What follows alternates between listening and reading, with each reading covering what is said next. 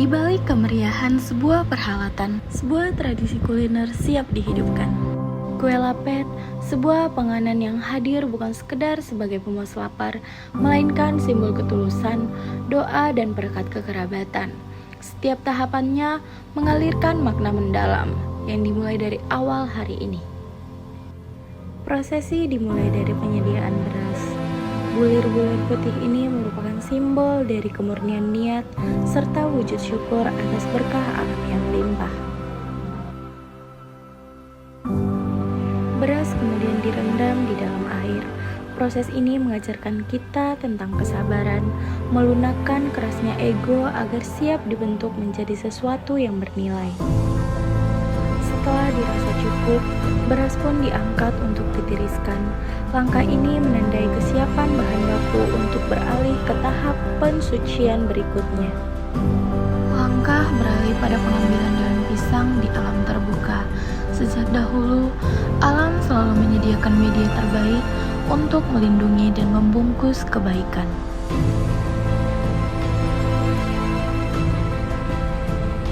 Selanjutnya, daun pisang dibersihkan, sebuah prinsip bahwa segala sesuatu yang akan membungkus keberkahan haruslah dalam keadaan suci dan bersih. Di sisi lain, beras yang telah direndam dituangkan ke atas nampan besar, lalu dikeringkan perlahan menggunakan kain yang bersih. Proses ini mencerminkan ketelitian demi menjaga kualitas bahan tetap prima.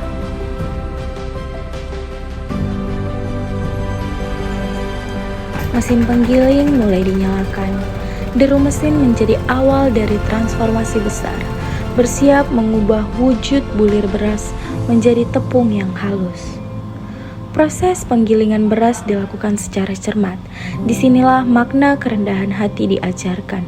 Sesuatu yang keras harus dileburkan agar dapat menyatu dengan elemen lainnya. Tidak lupa, mesin gilingan segera dibersihkan kembali pasca penggunaan agar terhindar dari jamur. Tindakan ini mencerminkan tanggung jawab dan pemeliharaan atas alat yang telah membantu pekerjaan. Melangkah ke pekarangan untuk mengambil daun pandan segar. Kesegaran vegetasi lokal ini membawa aroma alami yang menenangkan jiwa. Daun pandan dicuci hingga benar-benar bersih, memastikan tidak ada noda yang ikut terbawa dalam proses pembuatan hidangan syarat makna ini.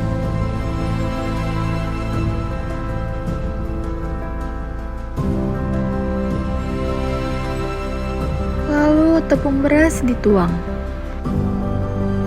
Setelah ditunggu, fase ini adalah bentuk penghormatan terhadap waktu, karena setiap kematangan di dalam hidup membutuhkan proses yang tidak boleh dipaksakan. Tepung kemudian disaring dengan cermat. Penyaringan ini adalah analogi kehidupan, di mana manusia harus mampu memilah hal-hal baik dan membuang bagian yang menggumpal atau buruk.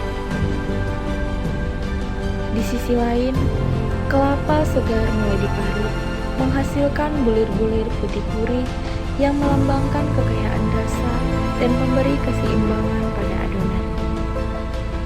Di wadah terpisah, garam dilarutkan ke dalam air. Larutan ini membawa unsur rasa asin yang esensial, penyeimbang utama dalam setiap dinamika rasa.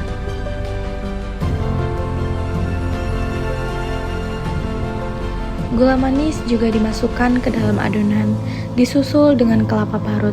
Perpaduan manis dan gurih ini adalah simbol keharmonisan di tengah perbedaan karakter.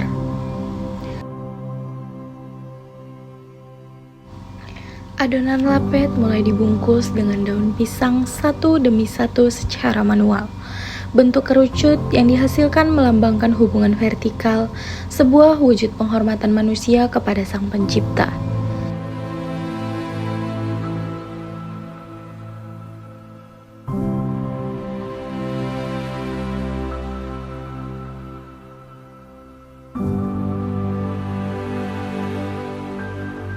Lapet yang telah dibungkus rapi dimasukkan kembali untuk dikukus.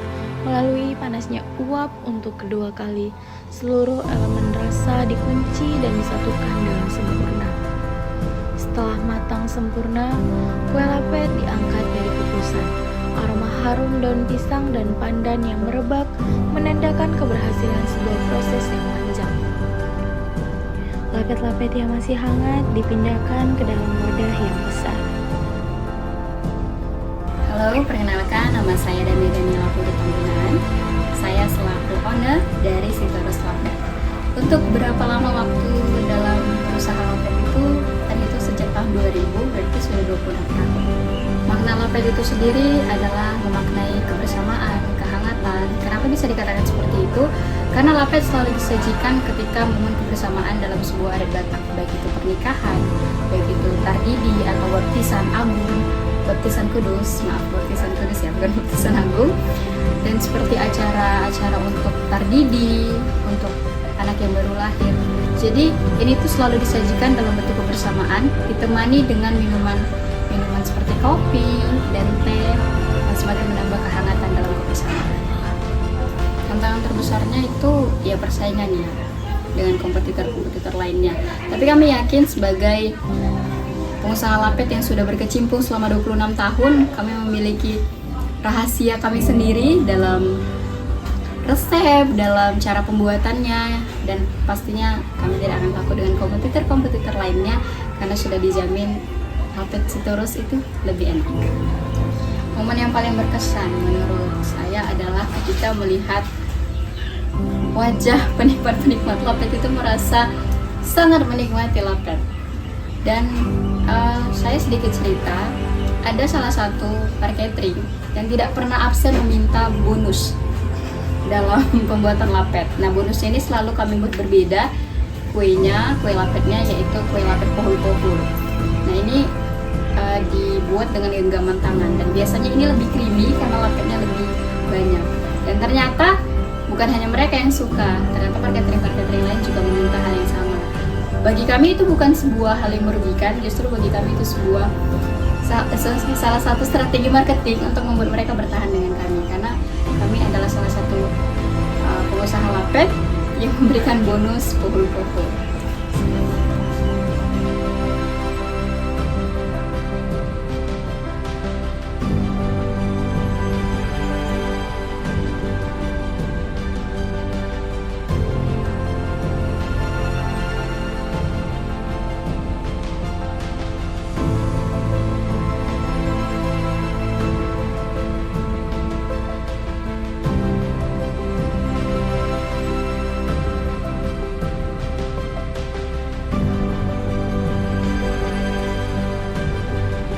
Lalu kue lapet dihantarkan menuju lokasi perhelatan, membawa misi budaya dan kehangatan dari dapur pembuatannya langsung ke tengah masyarakat.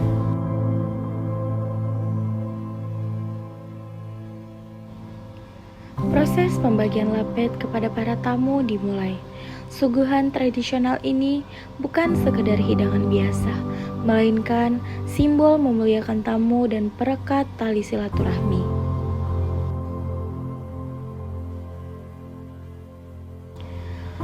Setiap hadirin mulai menikmati kelezatan lapet. Perpaduan rasa manis, gurih, dan tekstur lembutnya memberikan kepuasan mendalam yang menyatukan lidah dan hati. Suasana acara pun berlangsung dengan sangat meriah, dipenuhi gelak tawa dan kebahagiaan yang berakar dari kebersamaan yang tulus. Di balik sepotong kue lapet tradisional yang dihidangkan hari ini, tersimpan filosofi mendalam tentang kerja keras, kesabaran, dan ketulusan hati. Sebuah warisan rasa leluhur yang berhasil merawat kebersamaan kita, mengikat kita dalam kehangatan tradisi yang tak lekang oleh waktu.